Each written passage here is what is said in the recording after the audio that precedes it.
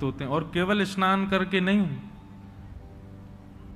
गंगा मैया तो जो व्यक्ति जीवन भर गंगा जी के तट पर नहीं गया और प्राण त्यागने के बाद उसका शरीर शांत हो गया, उसके बाद परिवार के किसी व्यक्ति ने यदि उसका श्राद्ध या उसका कोई गंगा जी में तर्पण आदि कर दिया तो भी वो मुक्त हो जाता है। ठाकुर जी के चरणों का स्पर्श करके जल गंगा बन के बहता है और मानव को तारने के लिए, उद्धार करने के लिए एक पावन नदी का रूप धारण कर लेता है। लेकिन कई बार वह गंगा का पावन स्नान भी हमारे मन को शांत नहीं कर पाता। तन पवित्र निश्चित होता है, गंगा जल का पान करने से आपके चित्त में कभी कभी शांति आ जाती है, पर आपके विचारों में शुद्धि नहीं होती। और माफ कीजिएगा, भगवत प्राप्ति के लिए आपका तन पवित्र हो यह आवश्यक नहीं, आप बहुत सुंदर हो ये आवश्यक नहीं, आप ऊंचे कुल खानदान में हो ये आवश्यक नहीं, आपके पास बहुत गुण बहुत कलाएं हो ये आवश्यक नहीं, आपकी विचारधारा शुद्ध होनी चाहिए। हम लिख करके अपने प्रमाण पर उसको ये पत्र लिख करके दे सकते हैं, जिस व्यक्ति के विचारों में दूषितता नहीं है उसको भगवत प्राप्ति निश्चित हो जाएगी। जो विचारों से पवित्र है। अच्छा, विचारों की पवित्रता कैसे पता चलती है? कैसी भी स्थिति आए उसका निर्णय हमेशा सकारात्मक होगा, वो नकारात्मक विचार कर ही नहीं सकता। मैं बहुत जोर देता हूं इस बात पर।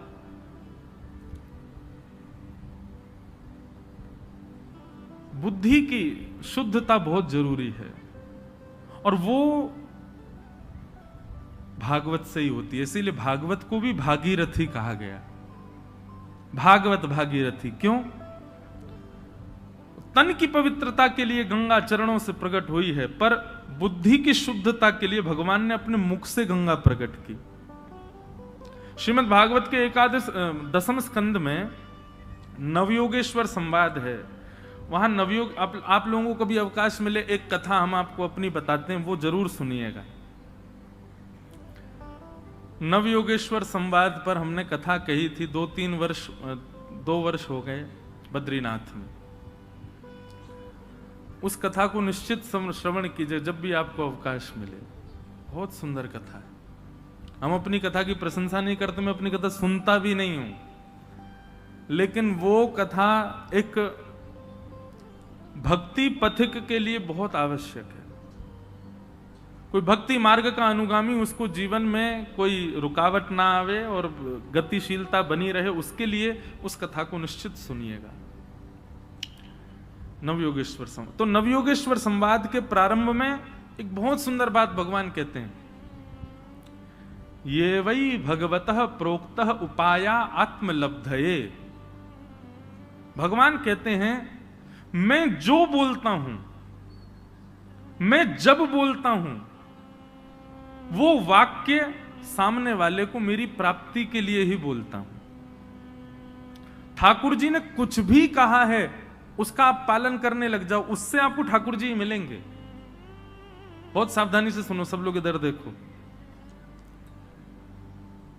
भगवान कहते हैं, मैं जो बोलता हूं उसको ध्यान पूर्वक सुन लीजिए, क्योंकि वह कैसा भी वाक्य हो मेरा, उससे मेरी ही प्राप्ति होनी है।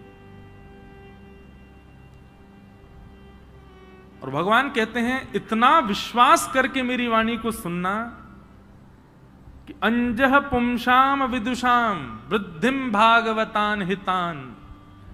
बोले, जिस प्रकार विश्वास की अतीत को क्या कहते हैं?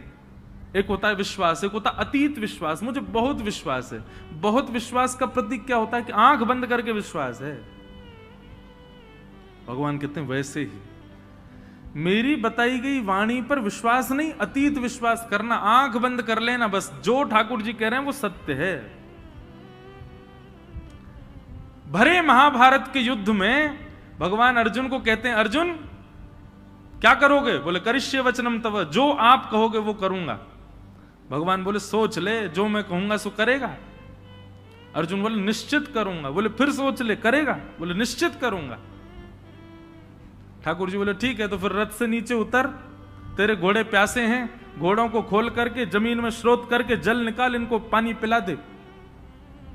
सामने से बाणों की बौछार हो रही है और अर्जुन को भगवान कहते हैं कि तुम उतर जाओ, उतर करके पानी का स्रोत निकाल के घोड़ों को पिलाओ। अर्जुन एक बार संकोच करने लगा, सच में उतर जाऊं? भगवान बोले अभी तो तूने बोला कि जो मैं कहूंगा सो करेगा, कर। एक बात सदैव याद रखना, ठाकुर जी के प्रेमी यदि आप बन गए हैं, ये जितने प्यारे दिखते हैं, जितने सुंदर दिखते हैं, जितने इनके प्रति आकर्षण है, उतनी ही ये परीक्षाएं लेते हैं। मैं कभी कभी कहता हूं बड़े कठोर हैं। आपने कह दिया ना ठाकुर जी जो आप कहोगे सो करूंगा, उसी दिन देखना ठाकुर जी ऐसा कुछ कहेंगे जिसको करने में आप कतराओगे। लेकिन भगवान दावे से कहते हैं, अंजह पुंसाम विदुषाम बुद्धिम भागवतान हितान, मेरे द्वारा प्रकट की गई वाणी उस पर इतना विश्वास करो जैसे आंख बंद करके चलने लग जाओ मेरे बताए गए मार्ग पर। ठाकुर जी यदि खाई की तरफ इशारा करते हैं, चलो जाओ वहां जाओ, तो ये विचार मत करो खाई है नीचे गिर जाएंगे, मर जाएंगे, प्राण निकल जाएंगे। नहीं, ठाकुर जी ने आज्ञा कर दी, चल दो। ठाकुर जी कहते हैं जब व्यक्ति मेरे बताए गए मार्ग पर इतना विश्वास करके चलने लग जाता है तो वो कभी गिरेगा नहीं, और यदि कभी गिर भी जाए, यदि कभी उसका पतन भी हो जाएगा, तो वो बिल्कुल चिंता ना करे, उसको उठाने मैं स्वयं आऊंगा, उसको मैं ही बचाऊंगा। भक्ति पथ, यहां रक्षा की जिम्मेवारी ठाकुर जी की है, आप तो बस चलो। तो भगवत प्राप्ति बंधुओं, ना तो स्वरूप से आप कर सकते हो, ना आप ऊंचे कुल खानदान से कर सकते हो, बहुत पवित्र रह करके, त्रिकाल संध्या करके, 3 बार स्नान करके, ये सबसे भगवत प्राप्ति नहीं होगी। भगवत प्राप्ति तो केवल और केवल आपके विचार शुद्ध हों, और श्रीमद् भागवत का यही उद्देश्य है कि सुनने वाले श्रोता के विचार शुद्ध हों, उसके विचारों में दूषितता ना हो। इसलिए अपने आप को परखा कीजिए, आप विचार क्या करते हैं। और विचार यहां बैठ करके तो भगवत विचार सबको आ जाएगा, यहां पर तो नास्तिक व्यक्ति भी बैठा बैठा भगवान को याद कर लेगा। यहां विचार नहीं करना है, एकांत में जाके अपने विचारों पर मनन करो। आप विचार कैसे करते हो, आप सोचते कैसा हो, एकांत में बैठ करके आंख बंद करके चिंतन किया करो, क्या आता है आपके मन में। दूषितताएं आती हैं, संसार के विषय आते हैं, संसार के विषाद आते हैं, तो निश्चित है आपके विचार अच्छे नहीं है, भगवत प्राप्ति में भी बाधा है।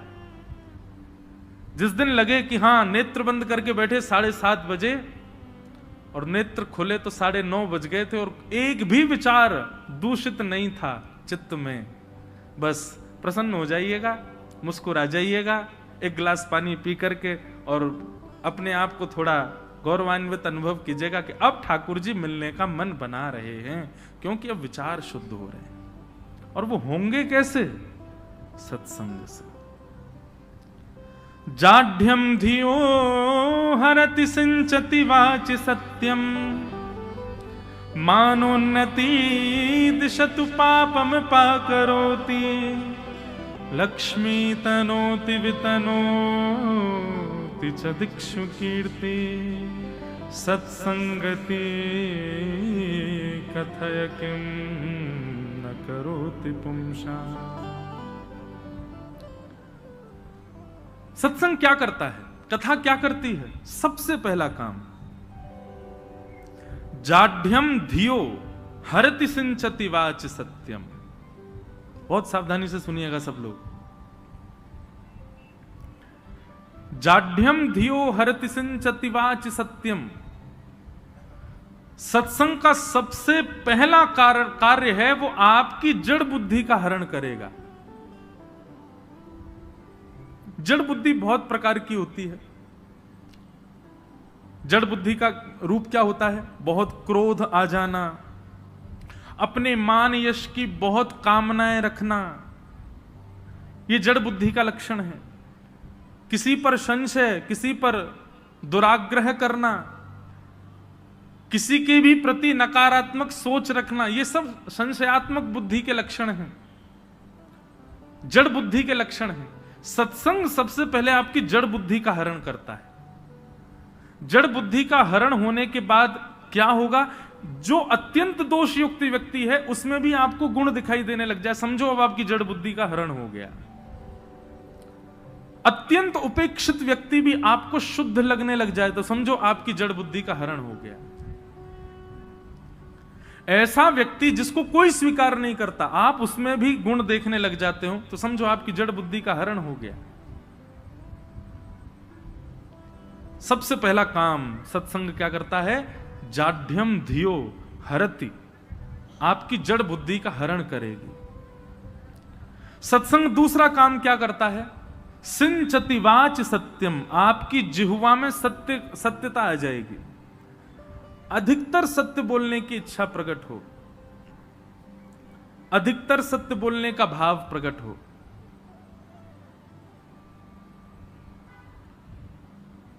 और सत्य बोलने का भाव मतलब क्या है बंधुओं? हरि चर्चा, हरि स्मरण, ज्यादातर हरि का गुणगान, ऐसी इच्छा प्रकट हो चित्त में। हरति सिंचति वाच सत्यम। तीसरा काम सत्संग क्या करता है? मानोन्नति दिशतु पापम करोति, मान और सम्मान की कामना को नष्ट कर देता है चित्त से। सत्संगी व्यक्ति को ज्यादा सम्मान की इच्छा नहीं होती, मान की इच्छा नहीं होती, प्रतिष्ठा की इच्छा नहीं होती। और मान, प्रतिष्ठा, यश, वैभव की इच्छा रखता है और सत्संग भी करता है तो समझ लेना आडंबर है, सत्संगी नहीं है वो व्यक्ति। सत्संगी व्यक्ति को मान की इच्छा नहीं होती, सम्मान की इच्छा नहीं होती। श्री एकनाथ जी महाराज, एकनाथ जी का चरित्र आता है, उसमें ऐसा वर्णन करते हैं कि श्री एकनाथ जी रोज गंगा स्नान के लिए जाते थे। तो जब वो स्नान करने के लिए जाते तो एक मौलवी, एक म्लेच्छ, वो उस क्षेत्र का कुछ था, उसकी चलती थी वहां पर। एकनाथ जी जैसे ही गंगा स्नान करके निकलते तो उनके ऊपर पानी पी करके कुल्ला कर देता, और उनके ऊपर ना भी करता तो वो ऐसा करता कि एक आध छींट उनके ऊपर पड़े, ऊपर छत पे खड़ा होकर के करता। एकनाथ जी महाराज फिर से गंगा स्नान करने चले जाते। कथा प्रसिद्ध है, 50 बार करता, लेकिन 50 बार एकनाथ जी गंगा जी में चले जाते, उस पर क्रोध नहीं करते थे।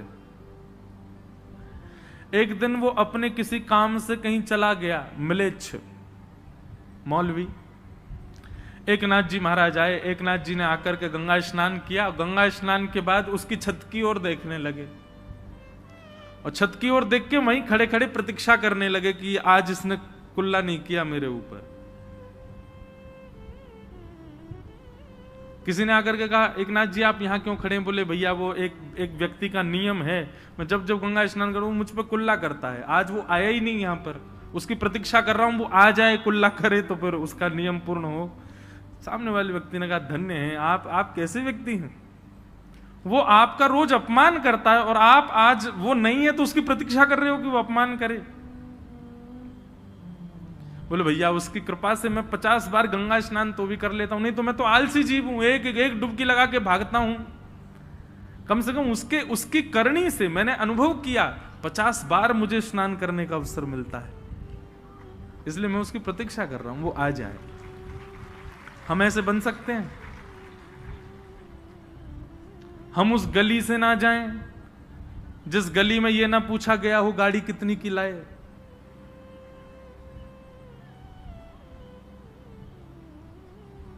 हम उस मोहल्ले में नहीं जाते, हम उस कार्यक्रम में नहीं जाते जहां हमारा बैरी आया हो। अच्छा उसकी बेटी का ब्याह, निश्चित है उसकी बेटी, वो तो उसका भी मित्र है मेरे बैरी का, तो वो भी आया होगा, मैं तो नहीं जा रहा, वो आए तो मैं क्यों जाऊं। कभी कभी मन में विचार आता है,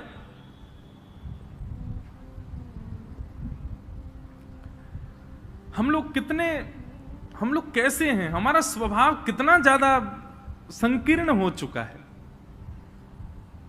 छोटी छोटी बातों पर, छोटे छोटे विषयों पर हम कितनी दूषित भावनाएं ले आते हैं अपने चित्त में। कभी ठाकुर जी से सीखो, ठाकुर जी कैसे हैं, उनका स्वभाव देखो कैसा है, कितना प्रिय स्वभाव। हम उनके लायक किंचित भी नहीं है, पर फिर भी ठाकुर जी नित्य हमको दर्शन देते हैं, नित्य अपना नाम हमारे मुख से बुलवाते हैं। और केवल इतना ही नहीं, अपना दर्शन करा करके अपना नाम बुलवा के हमको फायदा और कराते हैं, हमारे पाप और कम कर देते हैं। भले ही हम पाप करके आ रहे हैं। एक श्लोक बोला जाता है कई मंदिरों में आरती के बाद, पापो हम पाप कर्मा हम पापात्मा पाप संभव त्राहि माम पुंडरीकाक्ष सर्व पाप हरो हरि। इस श्लोक का अर्थ क्या है? पापो हम, मैं पापी हूं, पाप कर्मा हम, मेरे सारे कर्म पाप के हैं, पापात्मा, मेरी आत्मा भी पापी हो चुकी है, और पाप संभव, नाथ अभी आपकी आरती करने के बाद निश्चित अभी भी मैं कहीं पाप करने ही जाने वाला हूं। त्राहि माम पुंडरीकाक्ष, हे पुंडरीका, पुंडरीक कहते हैं कमल को, त्राहि माम पुंडरीकाक्ष, हे कमल जैसे नेत्र वाले, सर्व पाप हरो हरि, मेरे सारे पापों को हरण करो। और ठाकुर जी हरण कर भी लेते हैं। सीखो ठाकुर जी से, कितने सीधे हैं हमारे लाल जी, कितने सरल हैं हमारे ठाकुर जी। इसलिए भैया ये कथा भागवत आदि इन सब सत्संगों को श्रवण करके ना ये मत विचार करो पुण्य कितना बढ़ रहा है। मैं 4 घंटे एक आसन पर बैठ के कथा सुनी, ये विशेष बात नहीं है। मैंने जितने दिन कथा सुनी, मैंने व्रत रख के कथा सुनी, ये विशेष बात नहीं है। मैं कथा में अपने आसन पे ही बैठता था, जहां पहले दिन बैठा वहीं 7 दिन बैठ के कथा सुनी, ये विशेष बात नहीं है। विशेष बात यह है कि 7 दिन पहले विचार जितने संकीर्ण थे, 7 दिन बाद उनकी संकीर्णता नष्ट हुई कि नहीं, आप अपने विचारों से शुद्ध हुए कि नहीं, ये विशेषता होनी चाहिए कथा की।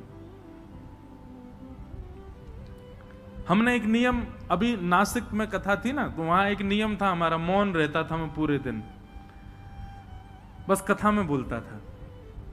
उसका प्रभाव ऐसा पड़ा है अभी कि मेरे को अधिकतर मौन रहने का मन होता है। अब मैं कथा से पहले भी मौन रहता हूं 1 घंटा, कथा के बाद भी 1 घंटे मौन रहता हूं, पर ऐसा नहीं है। सुबह हम आज खेलने गए तो भी मैं मौन ही था। बताओ, आज मैंने एक चीज अनुभव की, खेल में नोक झोंक लड़ाई झगड़ा निश्चित होता है। कोई मौन रह के कैसे लड़ाई करे? कल जितने खिलाड़ी आएंगे सबका मौन है, जो बोलेगा उसके 4 रन कट जाएंगे। अब देखना कल कैसे बस एक व्यक्ति बोलेगा जो रन गिनेगा सबके और वो विशेष रूप से हमारे अनुज पंडित जी और हमारे ये भैया नहीं होने चाहिए, ये 2 लोग नहीं, बहुत बेईमानी करते हैं भाई।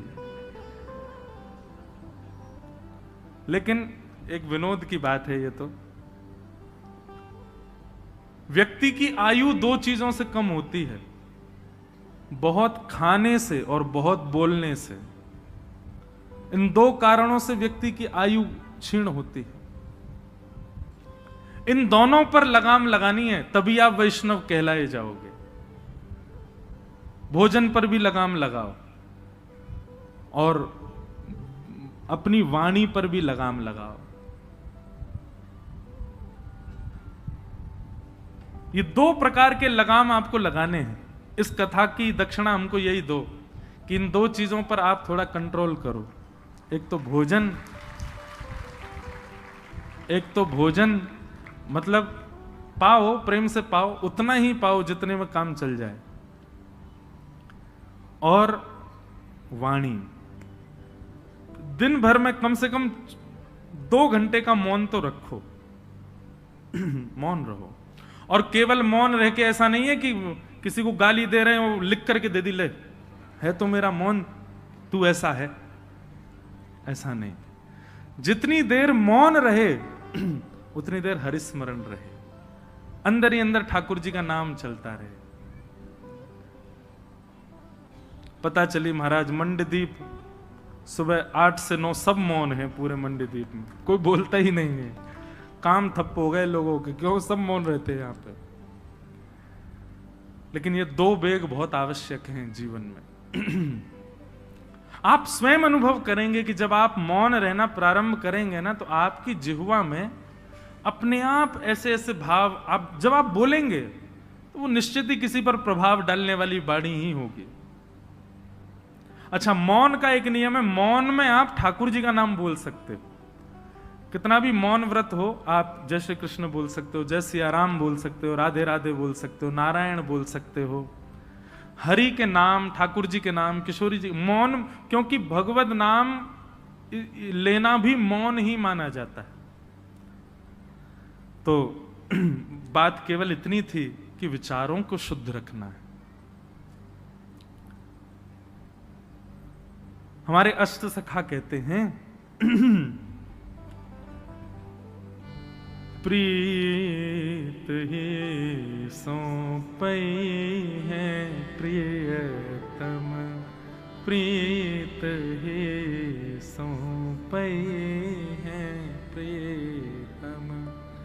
यद्यपि रूप गुण शील सुधरता, इन बातन नार झई है प्रीतम, इन बातन नार झई है प्रीतम, प्रीत ही सौंपई है प्रीतम।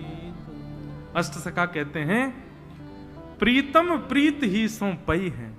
पई है मतलब मिलेंगे, किससे मिलेंगे? बोले प्रीत से मिलेंगे। यद्यपि रूप गुण शील सुधरता, चाहे तुम कितने भी रूपवान हो, शीलवान हो, गुणवान हो, इन बातन ना रिझई हैं।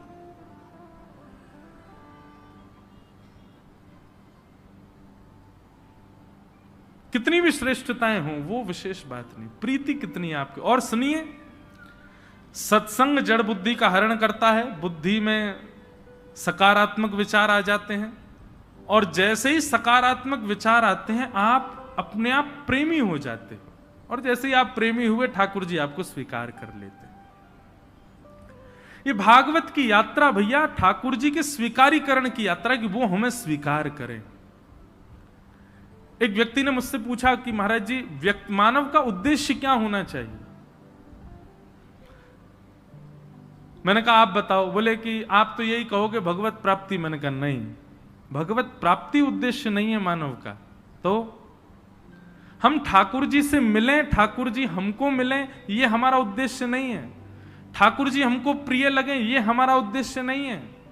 हमारा उद्देश्य केवल ये, हमारे कर्म ऐसे हों, हमारे विचार ऐसे हों, हमारे भाव ऐसे हों, हमारी बुद्धि ऐसी हो कि उन सब से हम ठाकुर जी के प्रिय बन जाएं। ठाकुर जी तो सबको प्रिय लगते हैं, पर ठाकुर जी को प्रिय कौन लगता है, ये बड़ी बात। ठाकुर जी के प्रिय बनने का विचार करो। देखो, हर मानव किसी अन्य व्यक्ति के लिए अपना निर्माण करता है। बहुत ध्यान से सुनिएगा, हर व्यक्ति किसी को दिखाने के लिए ही अपना निर्माण करता है। बालक माता पिता की नजरों में श्रेष्ठ बनने के लिए पढ़ाई करता है, डिग्रीज लाता है, अच्छे से एग्जाम देता है और मेहनत करता है कि मेरे माता पिता का सीना चौड़ जाए कि हां हमारा बेटा बहुत अच्छा है। पत्नी अपने पति को रिझाने के लिए सब क्रिया करती है। संसार में हर व्यक्ति किसी एक व्यक्ति को केंद्र में लेकर के ही अपना निर्माण करता है। वैष्णव को चाहिए ठाकुर जी को केंद्र में रखे और वो हमसे रीझें, उसके लिए अब क्रिया करें। आज तक हमने सारी वो क्रिया की जिससे संसार रीझा हो, पर अब वो करना है जिससे ठाकुर जी रीझे। यही वैष्णव धर्म है। स हरे प्रिय, उद्देश्य लिख लीजिएगा कहीं पर, क्या है हमारा उद्देश्य? कि हम हरि प्रिय बने। हरि तो सबको प्रिय हैं, पर उनके प्रिय हम बने। वो हमें देख के रीझ जाया करें, वो हमें देख के प्रसन्न हो जाया करें, हमें देख करके उनको सुख मिला करे। ऐसा निर्माण स्वयं का करना है, इसीलिए हम वैष्णव बने हैं। जिस दिन से आप केंद्र बिंदु ये रख लेंगे ठाकुर जी को प्रसन्न करने के लिए ही सब करना है, आपको भक्ति करनी नहीं पड़े, अपने आप होती चली जाएगी। अपने आप आपके विचार शुद्ध होंगे, अपने आप आपकी क्रियाएं शुद्ध हो जाएंगी।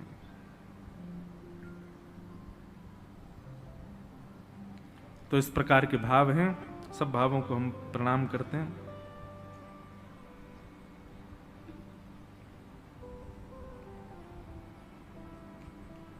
कल हमने एक बात कही थी कि हम एक श्लोक सुनाएंगे कि जगन्नाथ भगवान का दर्शन करने से सारे ग्रह जितने भी खराब हों, आज ही अपनी कुंडली दिखवाइए और उसमें पूछिए ज्योतिषी जी से कौन सा ग्रह हमारा खराब है, और उस ग्रह का हम आपको यहां पर एक निदान बता रहे हैं। उस अंग का जगन्नाथ जी का दर्शन करना नित्य, जरूरी नहीं जगन्नाथपुरी जाके ही करो, जगन्नाथ जी का चित्र सबके पास होगा, नहीं है तो गूगल से निकाल लो, कहीं से भी लाओ।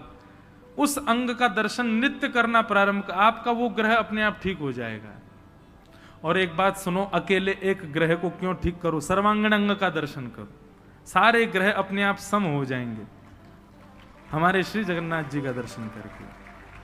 तो वर्णन करते हैं, बहुत ध्यान से सुनिए कि भास्करो दक्षिण नेत्रम वाम नेत्र विदुपनम मंगल नासिका क्षेत्रम वधूअधर एव च बृहस्पति तिलकम च स्वर्ण रत्न मंडितम शुक्र चतुशरः प्रोक्त शनि सर्वज्ञ विस्तरम साहु किरीट रूपम च मकराकृतरेव च केतुश्च भुजगांकारम कुंडली नागरूपकः एवं नव समाहार ग्रह साक्षात जगन्नाथम। श्री जगन्नाथ जी के रूप में सारे ग्रह, अब ध्यान से सुनना। सूर्य, ये सूर्य जो है ये जगन्नाथ भगवान का वाम नेत्र, ये सूर्य है। चंद्र जो है, सूर्य जो है ये दाहिना नेत्र है, और चंद्रमा जो है ये वाम नेत्र है। तो जब आप दाहिना नेत्र दर्शन करते हैं श्री जगन्नाथ जी का, आपका सूर्य ग्रह सम हो जाता है, और वाम नेत्र का दर्शन करते हैं तो चंद्र ग्रह सम हो जाता है। फिर मंगल ग्रह कौन सा है, बोले नासिका। श्री जगन्नाथ जी की जो नासिका है वो मंगल ग्रह का द्योतक है। बुध भगवान का जो मुंह है, मतलब मुखमंडल, वो बुध का स्वरूप है श्री जगन्नाथ जी का। बृहस्पति यानी कि गुरु, वो महाप्रभु श्री जगन्नाथ जी का जो स्वर्ण तिलक है जिसमें हीरा मंडित होता है, वो भगवान का यहां स्वर्ण तिलक धारण करते हैं, उसमें बृहस्पति का निवास है, उससे बृहस्पति ग्रह शुद्ध हो जाता है। शुक्र, मुखार विंद को देखने पर चार कोने जो जगन्नाथ जी के दिखाई देते हैं, ऐसे जगन्नाथ जी का रूप कैसा है, ऐसे पूरा मुख है, तो ये जो चार कोने हैं श्री जगन्नाथ जी के, उनका दर्शन कर। बीच बीच में भैया वो बड़ी वाली एलईडी में जगन्नाथ जी दिखा देना हो तो, नहीं तो हमारे ये बैठे लो सब रे ग्रह बैठ के कथा सुनने हैं श्री जगन्नाथ। अब ये जो है, ये चार अंग जो हैं, ये चारों शुक्र के स्वरूप हैं। जय हो, आप विराजो। ये हमको वहीं के सेवायत ने प्रदान किए श्री जगन्नाथ जी। बोले इसके भाव से नित्य श्री जगन्नाथ जी आपकी कथा में रहेंगे तो बहुत सुख मिलता है। श्री जगन्नाथ महाप्रभु कथा श्रवण करते हैं तो शुक्र यानी कि मुखमंडल के जो चारों कोने हैं उनका दर्शन करने से शुक्र ग्रह शुद्ध होता है। फिर मुखमंडल पर जो कालीमा है, जो कृष्ण वर्ण है श्री जगन्नाथ जी का, उस कृष्ण वर्ण का दर्शन करने से शनि की दशा खत्म हो जाती है। किसी को शनि, अच्छा एक बात कहें, शनि की दशा 7.5 आदि ये बुरी नहीं होती है। शनि की 7.5 किसी की चल रही हो और उसका कर्म बुरा हो तो शनि बुरे होते हैं। यदि शनि की 7.5 आ जाए और व्यक्ति का कर्म शुद्ध हो तो शनि 7.5 बहुत ऊंचाई पर भी पहुंचा देती है। तो शनि किसी के यदि थोड़े गड़बड़ा रहे हों तो श्री जगन्नाथ जी के मुखमंडल पर कृष्ण वर्ण यानी कि काली, जो काला स्वरूप है जगन्नाथ जी का, उसका दर्शन करो। राहु, मुखारविंद पर स्वर्ण आकार की जो रेखाएं हैं वो राहु का दर्शन, राहु को सम करती हैं। और केतु, मुखारविंद के नीचे का स्वरूप भाग जो है वो यहां पर केतु को शुद्ध करता है।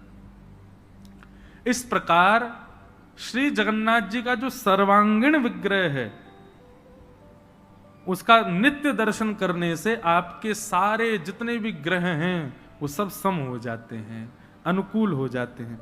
अच्छा, अनुकूल का मतलब ये नहीं है कि आपको करोड़ों का प्रॉफिट रोज होगा। अनुकूल का मतलब यह है कि भक्ति में मन लगेगा, कथा सुनने में मन लगेगा, वृंदावन जाने का मन करेगा, संतों की सेवा का मन करेगा, ब्राह्मण सेवा का मन करेगा, ठाकुर जी की सेवा का मन करेगा, सबसे अच्छा बोलने का मन करेगा, सबका भला करने का मन करेगा। इसको समझिए शुभ।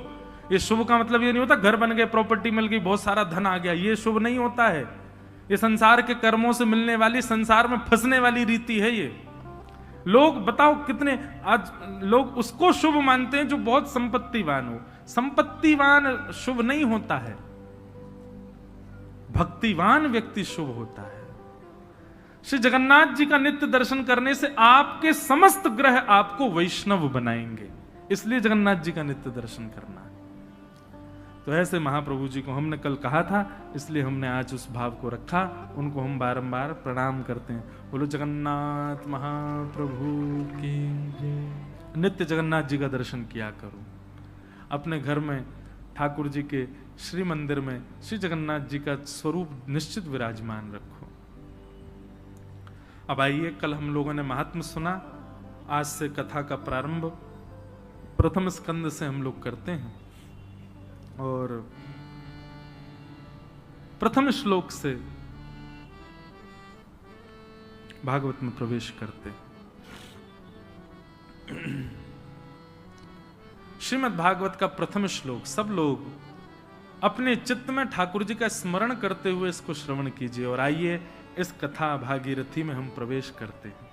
बंधुओं, अभी तक कथा प्रारंभ नहीं हुई है। कल तो महात्म्य था और अभी तक भी सब भूमिका थी। कथा अब प्रारंभ हो रही है, इसलिए अब ठाकुर जी का स्मरण करो और आइए प्रवेश करते हैं भागवत की भागीरथी में। बोलो वृंदावन बिहारी लाल की जय। जन्माद्यस्य यतोऽन्वयादितरतः चार्थे स्वविज्ञस्वराट्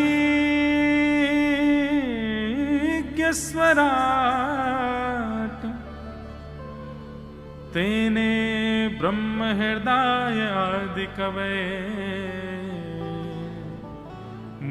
मुह्यन्ति यत्सूरयः तेजो वारिमृदां यथा विनिमयो यत्र त्रिशर्गो मृषा धाम्ना स्वेन सदा निरस्तकुहकम् सत्यं परम धीमहि। सत्यम परम धीमहि, बहुत सुंदर सूत्र कि ध्यान करने योग्य कौन है, ध्यान योग्य कौन है। धीमहि का मतलब हम ध्यान करते। ध्यान करने योग्य कौन है? बोले जो भी परम सत्य है वो ध्यान करने योग्य है। ध्यान किसका करना चाहिए बंधुओं? नित्य ठाकुर जी का ध्यान, सब कहेंगे उनका ध्यान करना चाहिए। केवल उससे काम नहीं चलेगा। उस वैष्णव का ध्यान करो जिसकी वजह से आप भक्ति मार्ग में आए हो। उस गुरु का ध्यान करो जिनकी कृपा से आप भजन के मार्ग पर आगे चल रहे हो। उस तीर्थ का, उस भूमि का, उस धाम का ध्यान करो जिसने आपको ठाकुर जी के योग्य बनाया है। उस चर्चा का ध्यान करो जिस चर्चा से आप भगवत सामीप्य को प्राप्त हो गए। और एक और बात, उस घटना का भी, क्योंकि बंधु बिना घटना के भी कोई वैष्णव नहीं बनता, एक ना एक घटना तो सबके जीवन में होती। उस घटना का भी ध्यान करो जिस घटना ने आपको ठाकुर जी के सन्मुख पहुंचाया हो। उस रूप का ध्यान करो जिस रूप से ठाकुर जी का साक्षात्कार हुआ हो। हर उस भाव का ध्यान रखो जिससे भगवत सामीप्य का आपको अनुभव हुआ हो। नित्य उनका ध्यान किया करो। भागवत की कथा में बहुत सारे भक्तों के चरित्र आते हैं। ध्रुव जी का चरित्र आएगा, प्रहलाद जी का आएगा, भीष्म पितामह का आएगा, कुंती का आएगा, पांडवों का आएगा।